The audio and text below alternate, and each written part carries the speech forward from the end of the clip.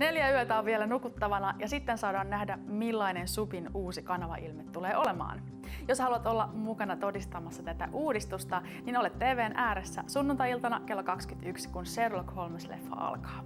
Siihen asti mennään vanhaan malliin. Seuraavaksi vuorossa on Simpsonit. Vielä 5 päivää saamme odottaa SUPin uudistumista. Ja jos haluat olla ensimmäisten joukossa näkemässä, miltä uusi SUP näyttää, niin muista olla ruudun ääressä tulevana sunnuntaina kello 21, kun Sherlock Holmes-leffa alkaa. Silloin kannattaa muutenkin varautua valvomaan myöhään SUPin huikeiden leffojen seurassa.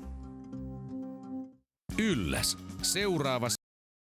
Huomenna tähän samaan kellonaikaan SUPilla saadaan kokea taas jännitystä ja mystistä fiilistä Arrow-sarjan uuden jakson seurassa. Silloin arvet revitään auki ja traumojen taustoja selvitellään.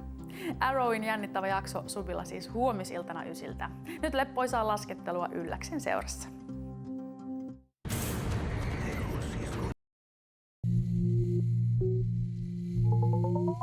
Lainvalvojat ottavat tänään mittaa muun muassa bensavarkaista ja kännikuskeista. Ja mikäpä ilta olisi, ellei yhtä eksynyttä juoppua jouduttaisi raahaamaan kotiin keskeltä tietä. Lainvalvojat siis SUPilla seuraavaksi. Muista myös heti jakson jälkeen amerikkalainen Lain nimessä -sarja uudella jaksolla.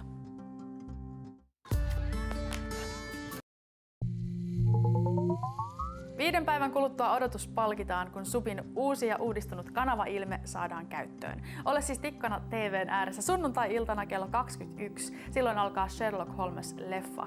Tyylikäs elokuva siis SUPilla sunnuntaina ja silloin katsellaan myös 2 muuta elokuvaa yön pimeydessä.